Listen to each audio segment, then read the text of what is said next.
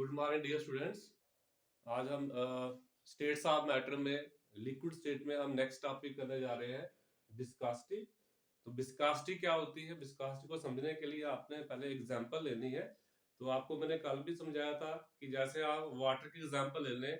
Water जो है आपने देखा होगा फ्लो करता है, उसकी जगह आप हनी ले लें, शहद जो है वो भी फ्लो करेगा। बट पानी के फ्लो करने की स्पीड जो उसका रेट है फ्लो करने का और जो हनी का फ्लो करने का, उसमें जमीन आसमान का अंतर है। पानी बहुत फास्ट मूव करता है, बट हनी आप जहां पे रखोगे वहीं पे गिर जाएगा, वो ज्यादा दूर तक नहीं जा पाएगा। अगर आप बोतल खोलते हो, एक बॉटल ले लो पानी की, उसको ऐसे उड़ेल दीजिए तो पानी जो है इमीडिएटली फ्लो करना शुरू कर देगा, दूर तक चला जाएगा पानी। पर आप वहां पे हनी की बॉटल उड़ेल देते हो, उल्टी कर देते हो ढक्कन खोल के, तो शहद जो है वो ज्यादा दूर तक नहीं जा पाएगा, वहीं पे ढेर लग जाएगा। इसी तरह से अगर आप कैरोसिन की बॉटल उल्टी करते हो, उसको ओपन कर देते हो, वो भी फ्लो करेगा। अगर सरसों का तेल आप लेते हो, वो भी फ्लो करेगा। बट सभी लिक्विड जो होंगे वो एक स्पीड से, एक समान वेलोसिटी से मूव नहीं करेंगे। तो ऐसा लिक्विड के अंदर है क्या है कि कोई लिक्विड जो है वो ज्यादा फास्ट फ्लो कर रहा है, कोई स्लो कर रहा है, कोई बिल्कुल ही स्लो कर रहा है। तो ऐसा माना जाता है कि लिक्विड के अंदर जो होती है एक इंटरनल रेजिस्टेंस होती है। वो इंटरनल रेजिस्टेंस किसकी वजह से आती है? वो आती है इंटरमॉलिक्यूलर फोर्स ऑफ अट्रैक्शन की वजह से। ऐसा अज्यूम किया जाता है कि जो लिक्विड है उसको हम अगर डिफरेंट लेयर में सेपरेट कर ले, आगे जाके हम इस पर थोड़ा सा डिस्कशन करेंगे, तो मेन कारण रहता है इंटरमॉलिक्यूलर फोर्स ऑफ अट्रैक्शन का। जैसे पानी है, पानी के मॉलिक्यूल के बीच में हाइड्रोजन बॉन्डिंग है, शहद के बीच के जो मॉलिक्यूल है उनके बीच में भी हाइड्रोजन बॉन्डिंग है। बट वाटर में जो है, जो हाइड्रोजन बॉन्डिंग का लेवल है वो लो है as compare to honey. Honey में जो हाइड्रोजन बॉन्डिंग है बहुत ज्यादा है, क्योंकि उसमें कार्बोहाइड्रेट पाए जाते हैं। तो कार्बोहाइड्रेट में बहुत सारे हाइड्रोक्सल ग्रुप रहते हैं जो क्या फॉर्म करते हैं, हाइड्रोजन बॉन्डिंग फॉर्म करते हैं। वाटर में एक ही OH ग्रुप है, बट जो हनी है उसमें बहुत सारे large number of hydroxyl group, OH group आपको मिलेंगे। और जब आपको पता है हाइड्रोजन ऑक्सीजन के साथ अटैच्ड हो तो क्या फॉर्म करता है, हाइड्रोजन बॉन्डिंग फॉर्म करता है। तो उसमें बहुत ज्यादा हाइड्रोजन बॉन्डिंग की वजह से उसमें इंटरमॉलिक्यूलर फोर्सेस ऑफ अट्रैक्शन जो है वो बहुत स्ट्रांग है, इसलिए हनी स्लोली मूव करता है। हम कहेंगे बिल्कुल ना के बराबर ही उसकी मूवमेंट होती है। बट पानी जो है उसके मुकाबले में, उसके कंपैरिजन में बहुत फास्ट फ्लो करता है। उसके मुकाबले में आप कैरोसिन ऑयल को ले लें, पेट्रोल को ले लें, डीजल को ले लें, वो पानी से भी ज्यादा फास्ट मूव करते हैं, क्योंकि उनके अंदर कोई हाइड्रोजन बॉन्डिंग नहीं है। उनके अंदर सिर्फ क्या है, जो वीक इंटरमॉलिक्यूलर फोर्सेस हैं, वैन डर वाल टाइप फोर्सेस हैं जो हाइड्रोजन बॉन्डिंग से वीक होती है। तो उनमें इंटरमॉलिक्यूलर फोर्स ऑफ अट्रैक्शन बहुत वीक है, इसलिए वो लिक्विड जो होते हैं क्या करते हैं, फास्ट मूव करते हैं। तो ये जो लिक्विड के अंदर ही इंटरनल रेजिस्टेंस है फ्लो करने की, इसको हम क्या बोलते हैं, विस्कोसिटी बोलते हैं। जितना लिक्विड जो है कम फ्लो करेगा, उसके मॉलिक्यूल के बीच में उतनी intermolecular force of attraction strong होगी, मॉलिक्यूल क्लोज क्लोज होंगे, तो वो जो लिक्विड होगा वो बहुत ज्यादा थिक होगा। तो विस्कोसिटी को आप थिकनेस ऑफ लिक्विड के साथ भी कंपेयर कर सकते हैं। जिसकी विस्कोसिटी लो होगी वो देखने में पतला होगा, थिन होगा, और जो जिसमें विस्कोसिटी हाई होगी वो उसमें उसकी क्या होगी, वो दिखने में थिक होगा। तो हम ऐसे कहते हैं कि जो लिक्विड ज्यादा विस्कस है, जो कम विस्कस है। तो जैसे हनी है वो ज्यादा विस्कस है एज कंपेयर टू वाटर, और वाटर जो है वो that is more viscous than kerosene, than petrol, than diesel.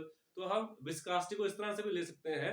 तो मेन कारण जो है उसके बीच में क्या है, इंटरमॉलिक्यूलर फोर्स ऑफ अट्रैक्शन है। तो what is viscosity? The internal resistance to flow possessed by a liquid is known as viscosity. कि लिक्विड के अंदर जो इंटरनल रेजिस्टेंस रहती है फ्लो करने की, उस रेजिस्टेंस को हम क्या बोलते हैं, रेजिस्टेंस में रुकावट है, लिक्विड के अंदर ही कोई रुकावट है। जैसे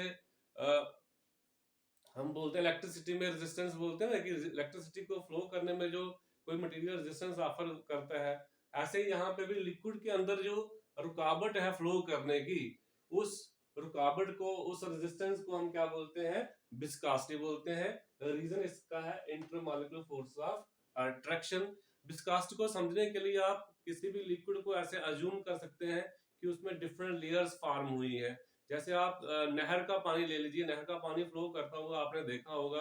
तो अगर आप जो बॉटम पे चले जाएं तो वहां पे अगर पानी की स्पीड देखेंगे, और जो सबसे टॉप के ऊपर जो सामने आपको ऊपर दिखता है पानी, उसकी स्पीड में बहुत अंतर होता है।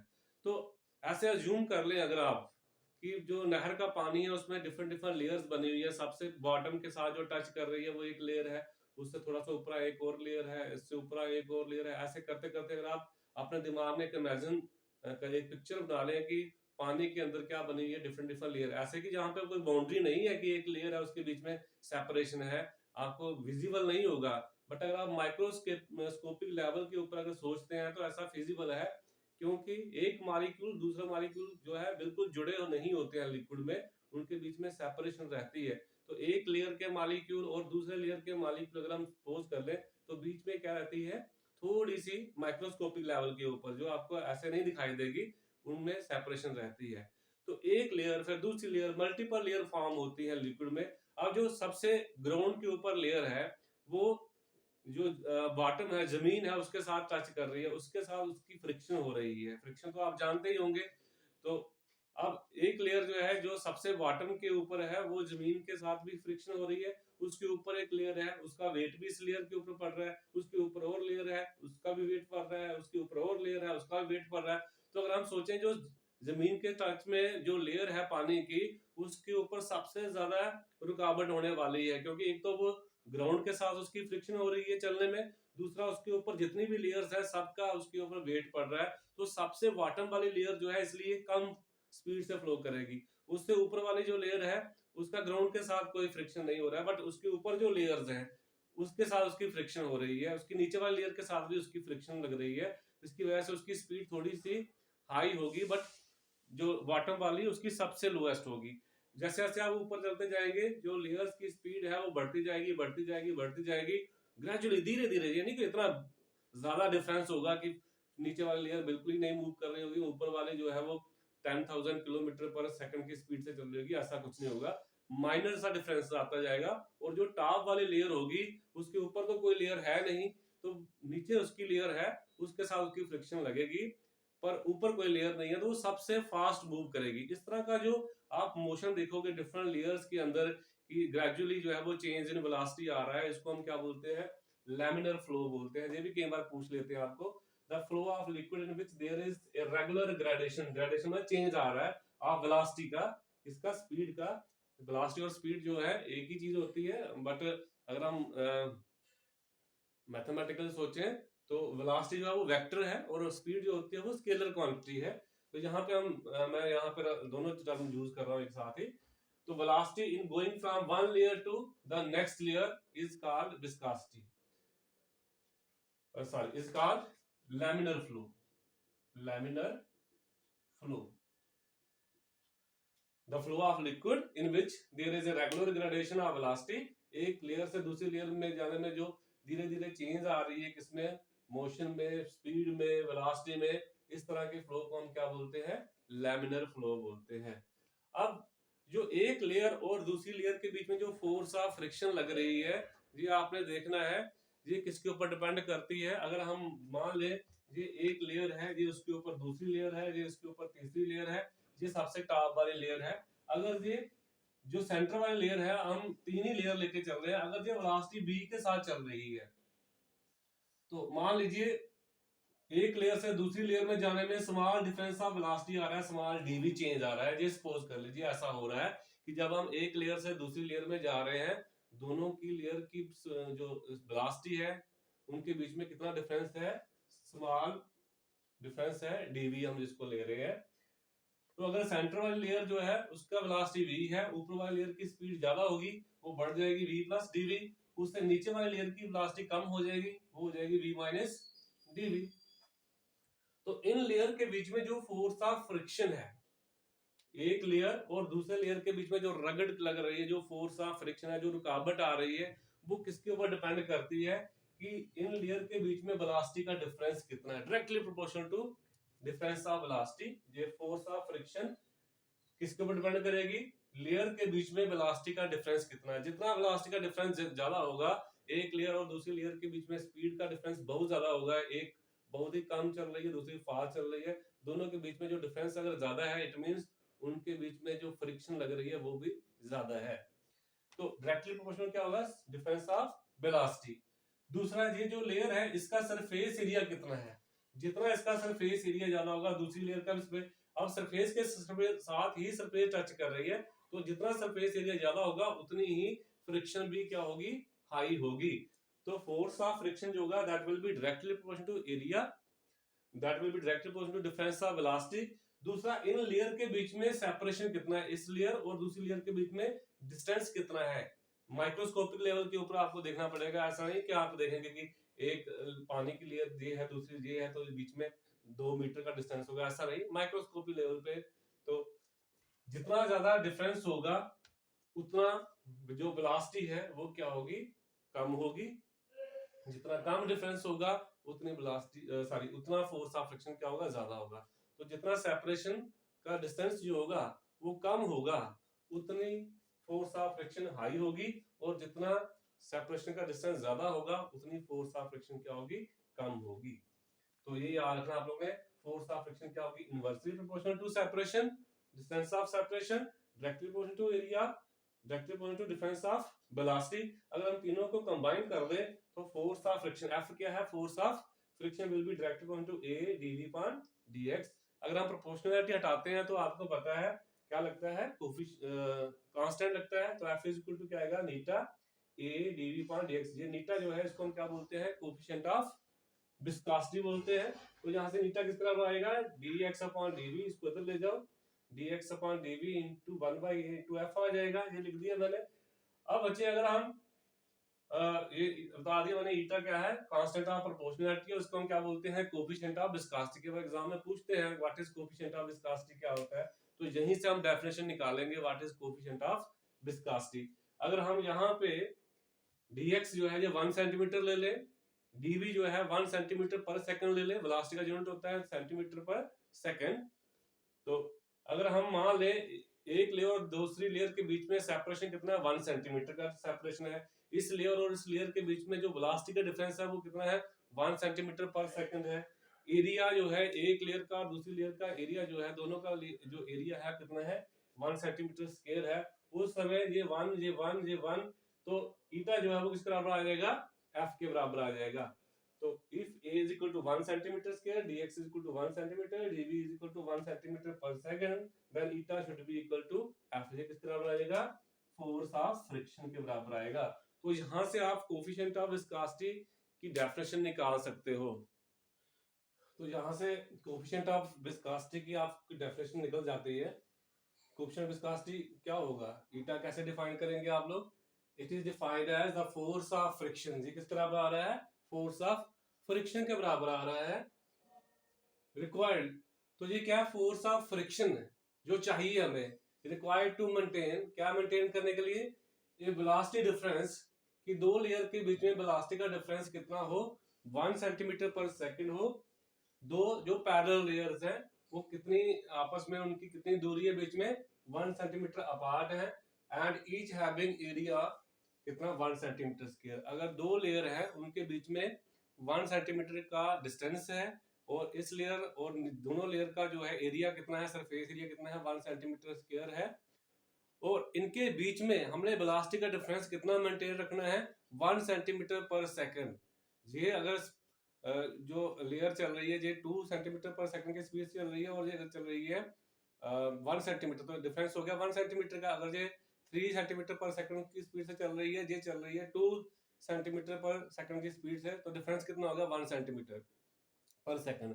तो इतना डिफरेंस वेलोसिटी का मेंटेन करने के लिए जो फोर्स ऑफ फ्रिक्शन चाहिए, उस फोर्स ऑफ फ्रिक्शन को हम क्या बोलते हैं, कोफिशिएंट ऑफ विस्कोसिटी। तो कई बार यूनिट्स पूछते हैं, यूनिट्स ऑफ विस्कोसिटी क्या होंगे, तो ईटा के यूनिट आपने लिखने हैं। अब आपको फार्मूला पता है, यहाँ पे ईटा किसके बराबर है, dx upon dv into 1/a into F. F क्या, फोर्स ऑफ फ्रिक्शन है। फोर्स ऑफ फ्रिक्शन क्या होती है, ये तो आपको फिजिक्स में भी पढ़ने को मिलेगा। ये हमारे पास एक सतह है, इसके ऊपर दूसरी बॉडी को मूव कर रही है, तो ये जो सतह है ये इसको अपोजिंग फोर्स जो है वो प्रोवाइड करती है। जब इसके ऊपर चलोगे आप, तो ये जो सतह है, ये सरफेस इसको क्या प्रोवाइड करेगी, अपोजिंग फोर्स। आप इस तरफ चल रहे हो, ये इसको इस तरफ फोर्स प्रोवाइड करेगी अपोजिट डायरेक्शन में। ये जो फोर्स प्रोवाइड की जाती है, अपोजिट फोर्स प्रोवाइड की जाती है सरफेस द्वारा किसी बॉडी के मोशन को, तो उस फोर्स को हम क्या बोलते हैं, फोर्स ऑफ फ्रिक्शन। जब आपने देखा होगा कि जब आप लोग कहीं रोड पे चल रहे होते हैं, वहां पे कीचड़ होता है, तो आप जो शूज या चप्पल पहने होते हैं, नीचे आपको पता होगा ग्रिप लगाई होती है, वो इसलिए बनाई होती है कि फोर्स ऑफ फ्रिक्शन जो है वो बढ़ जाए, ताकि आप स्लिप ना करें। तो वहां पे भी कंसेप्ट किसका लगता है, फोर्स ऑफ फ्रिक्शन का लगता है। तो यूनिट्स आपने निकालने हैं, किसके यूनिट्स ऑफ विस्कोसिटी, सीधा याद रख सकते हो आप लोग कि यूनिट क्या होते हैं, इसका पॉइज होता है। तो और जो हमारा एसआई सीजीएस में आप पॉइज रख सकते हो, जहाँ डाइन्स पर सेंटीमीटर सेकंड, और एसआई में आप रख सकते हो न्यूटन पर मीटर स्क्वायर सेकंड। न्यूटन पर मीटर स्क्वायर को हम पास्कल भी बोलते हैं, पीए मतलब पास्कल, और एस हमारा सेकंड है। अब ये यूनिट ड्राइव कैसे हुआ, अब यहाँ से आराम से ड्राइव कर सकते हैं। आपको पता है ईटा किसका होता है, dx upon dv 1/a into force of friction. अब डीएक्स का यूनिट आप लिख सकते हैं, डीएक्स को डीएक्स ही रहने दीजिए, पहले हम फोर्स ऑफ फ्रिक्शन को चेंज कर लेते हैं। फोर्स होती है मास इनटू एक्सेलरेशन, तो m इनटू a आ गया। तो अब इनके यूनिट लिखते जाइए, dx डिस्टेंस है सेंटीमीटर, dv वेलोसिटी है सेंटीमीटर पर सेकंड, एरिया का यूनिट होता है सेंटीमीटर स्क्वायर, मास का यूनिट ग्राम है, एरिया एक्सेलरेशन जो है, एक्सेलरेशन का यूनिट क्या होता है, सेंटीमीटर पर सेकंड स्क्वायर। तो यहाँ से कट करके आप सेंटीमीटर सेंटीमीटर हट गया, स्क्वायर से ये सेंटीमीटर हट गया, पीछे क्या बचा, ग्राम पर सेंटीमीटर, सेकंड से पर सेकंड से एक सेकंड चला गया, तो क्या बचा, ग्राम पर सेंटीमीटर पर सेकंड। तो इसको हम क्या बोलते हैं, पॉइज बोलते हैं, POISE पॉइज। तो सीजीएस में आप इसको विस्कास का यूनिट क्या लोगे, पॉइज। अगर आप फोर्स ऑफ फ्रिक्शन का यूनिट जो है इन टर्म्स ऑफ ग्राम, ये मास इनटू एक्सेलरेशन लिखने के बजाय सीधा डाइन्स लिख सकते हैं। तो यहाँ पे डीएक्स का यूनिट आएगा सेंटीमीटर, वेलोसिटी का यूनिट सेंटीमीटर पर सेकंड, एरिया का unit centimetre square, force of friction का यूनिट आप क्या लिख सकते हैं, डाइन्स। तो अब यहाँ से आप जो है सेंटीमीटर सेंटीमीटर चला जाएगा, पीछे क्या बच जाएगा, डाइन्स पर सेंटीमीटर स्क्वायर सेकंड। तो ये यूनिट भी आप लिख सकते हैं कि जो कोएफिशिएंट ऑफ विस्कोसिटी का यूनिट क्या होता है, डाइन्स पर सेंटीमीटर स्क्वायर सेकंड। तो सीजीएस में आप जहाँ तो पॉइज बोलेंगे, ये भी पॉइज, इसी को भी, इसको भी पॉइज ही बोलते हैं, डाइन्स पर सेंटीमीटर सेकंड को हम पॉइज ही बोलते हैं। अगर इन टर्म्स ऑफ मास लिखना चाहते हैं तब ये लिखेंगे ग्राम पर सेंटीमीटर पर second. In terms of force लिखना चाहते हैं तो डाइन्स पर सेंटीमीटर सेकंड। अगर आपको इसी यूनिट को आपने एसआई में लिखना है, तो एसआई सिस्टम आपने पढ़ा होगा फिजिक्स में, आई होप आपको वहां पे डिफरेंट जो है यूनिट्स करवाए होंगे। तो एसआई में कैसे कन्वर्ट करना है, आपने फोर्स का यूनिट जो है वो भी एसआई में लेना है। तो आपका डीएक्स आ जाएगा आपका मीटर। तो सीजीएस में हम सेंटीमीटर लेते हैं और एसआई में मीटर लेते हैं, डिस्टेंस का यूनिट। तो यहाँ पे क्या आ जाएगा, मीटर। फोर्स का यूनिट आ जाएगा न्यूटन, वेलोसिटी का यूनिट आ जाएगा मीटर पर सेकंड, और एरिया का यूनिट आ जाएगा मीटर स्क्वायर। तो पीछे क्या बचेगा, न्यूटन पर मीटर स्क्वायर सेकंड। न्यूटन पर मीटर स्क्वायर को हम पास्कल बोलते हैं, ये आ गया सेकंड। तो इस तरह से आप यूनिट्स जो है वो ड्राइव कर सकते हैं कोएफिशिएंट ऑफ विस्कोसिटी के। तो इसमें यही क्वेश्चन आपको पूछ सकते हैं, what is viscosity, what is coefficient of viscosity, what are the units of viscosity, what is laminar flow क्या होता है। तो ये छोटी छोटी टर्म आपने याद करके जानी है, एग्जाम में इस पे क्वेश्चन आपको पूछा जा सकता है। तो अगर आपको दो लिक्विड दिए गए हैं, एक की विस्कोसिटी हाई है एक की लो है, तो आपको पूछेंगे विच लिक्विड इज मोर विस्कस, ऐसे भी पूछ सकते हैं। जहाँ आपको दिया हुआ इंटरमॉलिक्यूलर फोर्स ऑफ अट्रैक्शन दी हुई है दो लिक्विड की, कि उनके बीच में intermolecular force of attraction strong है, दूसरे में वीक है, तो किसकी विस्कोसिटी हाई होगी, ये भी लिख सकते हैं आप लोग। तो आप विस्कोसिटी को समझने के लिए मैंने आपको नहर की एग्जांपल दी। आप जो है एक सिलेंड्रिकल पाइप, जैसे आपके घर में पानी आता है वो सिलेंड्रिकल पाइप में आता है, उसमें भी आप अज्यूम कर सकते हैं कि जो लेयर जो पाइप की सतह होगी उसके साथ डायरेक्ट टच में होगी, वो सबसे कम स्पीड से चलेगी, क्योंकि उसकी फ्रिक्शन जो होगी पाइप की सतह के साथ भी होगी, और अंदर जो उसकी लेयर्स होंगी, फिर वहां पे हम सर्कुलर लेयर मान के चलेंगे। जैसे हमने यहाँ पे इस तरह से लेयर मान के चल रहे हैं नहर के पानी में, कि एक लेयर ऊपर है, उसके नीचे है, फिर उसके नीचे है। बट अगर आप पाइप वाले एग्जाम्पल लेते हो तो उसमें लेयर सर्कुलर आएंगी, जो एक लेयर सीधी टच में होगी जो पाइप है उसके साथ, फिर उसके अंदर, फिर उसके अंदर, फिर उसके अंदर, जो बिल्कुल सेंटर वाली लेयर होगी उसकी स्पीड सबसे ज्यादा होगी। जैसे जैसे आप ऊपर चलते जाएंगे पाइप की सतह की तरफ, तो स्पीड क्या होती जाएगी, वेलोसिटी जो होगी वो क्या होती जाएगी, कम होती जाएगी। तो वो भी लैमिनर फ्लो के लिए आप एग्जांपल दे सकते हैं। तो इसमें इतना ही है, इसको ध्यान से देखिए। बाकी स्टडी मटेरियल मैंने थोड़ा बहुत लिखने की कोशिश की है, बाकी आपको जो वेबसाइट बताई है आप वहां से भी उतार सकते हैं। तो जो लिक्विड स्टेट आपकी ये कंप्लीट होगी ऑलमोस्ट। अब इसमें आपका जो टॉपिक रहता है वो गैसेस स्टेट में रहते हैं। रियल गैसेस क्या होती हैं, डेविएशन फ्रॉम आइडियल बिहेवियर, फिर उसमें लिक्विफेक्शन ऑफ गैसेस को आप लिक्विफाई कैसे कर सकते हैं। ये 2-3 टॉपिक रहते हैं, उसमें क्रिटिकल टेम्परेचर का कंसेप्ट आता है। बहुत ही इंपॉर्टेंट टॉपिक है जो हम कल लेंगे।